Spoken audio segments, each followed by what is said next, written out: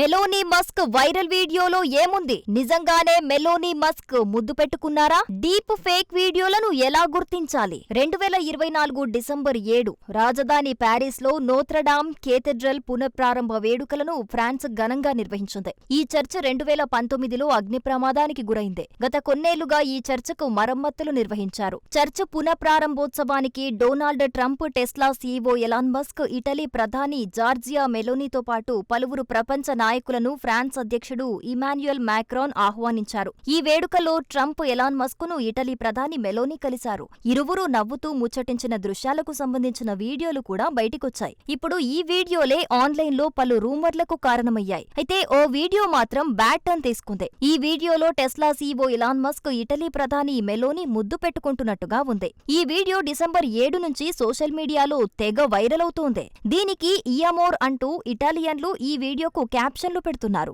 ఇయమోరే అంటే ప్రేమ అనర్థం. అంటే మెలోనీ మస్క్ ప్రేమించుకుంటున్నారు అని అర్థం వచ్చేలా ఉన్నాయి ఈ పోస్టులో. అయితే ఇది నిజమైన వీడియో కాదు, ఆర్టిఫిషియల్ ఇంటెలిజెన్స్ సృష్టించిన డీప్ ఫేక్ వీడియో.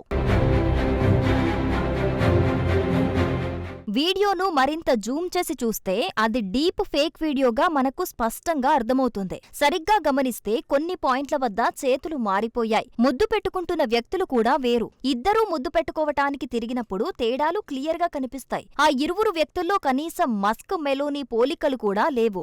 వారి వెనుక ఉన్న వ్యక్తులు మారిపోయారు. ఈ వైరుధ్యాలు వీడియోలో ఉన్నా సోషల్ మీడియాలో మాత్రం తెగ ట్రెండ్ అయింది. దీని పరిణామాలు మాత్రం ప్రమాదకరంగా మారుతున్నాయి. ముఖ్యంగా అధికారంలో ఉన్న మహిళలకు సంబంధించిన ఇలాంటి వీడియోలు ఎక్కువగా వైరల్ అవుతాయి. జార్జియా మెలోనీ ఇటలీ తొలి మహిళా ప్రధానమంత్రి. ఇప్పటికే ఆమె అనేక అవమానాలను, భద్రతా ముప్పులను ఎదుర్కొంటున్నారు. ఆమె హావభావాలకు సంబంధించి సోషల్ మీడియాలో మీమ్స్ ఎక్కువగా వస్తున్నాయి. వాటితోనే ఇతర ప్రపంచ నాయకులకు లింక్ చేసి వీడియోలుగా చిత్రీకరిస్తున్నారు. మస్క్లోని పేరుతో ఉన్న ముద్దు వీడియో ఇప్పుడు ప్రపంచ వ్యాప్తంగా చర్చకు తావిచ్చింది. ఇప్పుడు మస్క్, మెలోనీ పూర్తిగా కల్పనా ప్రపంచంలోకి నెటిజన్లు నెట్టేశారు. ఇలాంటి ఘటనలు మహిళా నాయకులకు వ్యక్తిగతంగా అవమానాలను తెచ్చిపెడతాయి.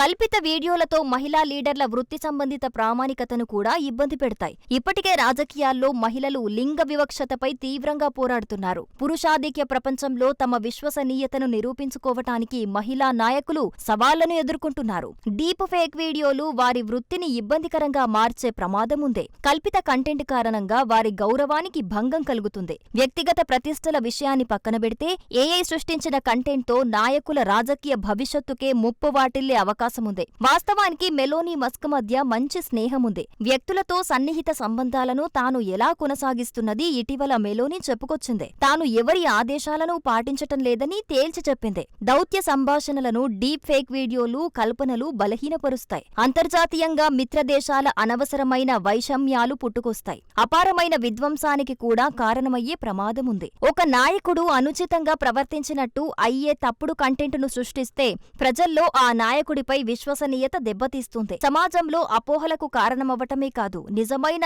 నాయకత్వానికి బ్రేకులు కూడా వేస్తుంది.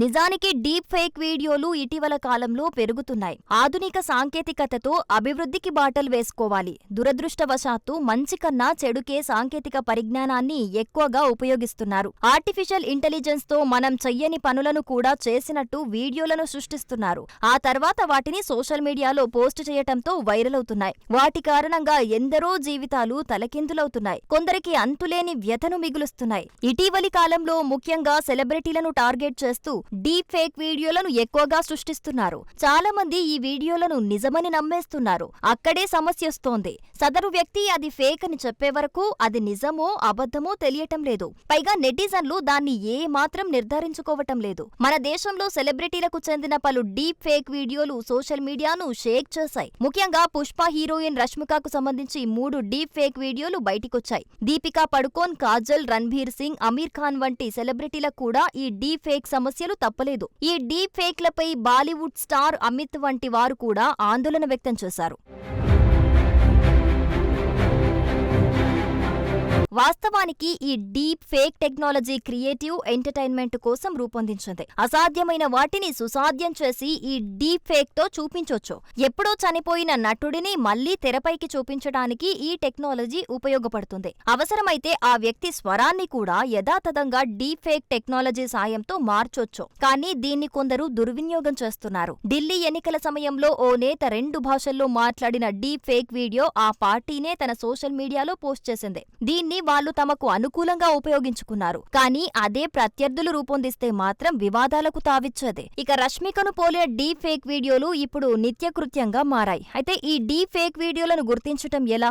డీప్ ఫేక్ వీడియోలను గుర్తించేందుకు నిపుణులు కొన్ని గుర్తులు చెబుతున్నారు. డీప్ ఫేక్ వీడియోల్లో మనుషుల కదలికలు అసహజంగా ఉంటాయి. కనురెప్పలు అసహజంగా ఉండటం, ముఖ కదలికల్లో మార్పు లేకపోవటం వంటివి గుర్తించొచ్చు. అంతేకాదు సందర్భానికి అనుగుణంగా ముఖంలో హావభావాలుండవు. వీడియోలో వస్తున్న వాయిస్ కు పెదాల కదలికకు కూడా సంబంధముండదు. ఈ లక్షణాల ఆధారంగా అది డీప్ ఫేక్ వీడియో అని ఎవరైనా గుర్తించొచ్చు. ఇక డీప్ ఫేక్ వీడియోలు అంత నాణ్యతగా ఉండవు. అలాగే ఎవరు పోస్ట్ చేశారన్నది కూడా ప్రామాణికంగా తెలుసుకోవాలి. పోస్ట్ చేసిన దాన్ని బట్టి ఆ వీడియో ఫేకా రియలా అనేది కనిపెట్టొచ్చని నిపుణులు చెబుతున్నారు.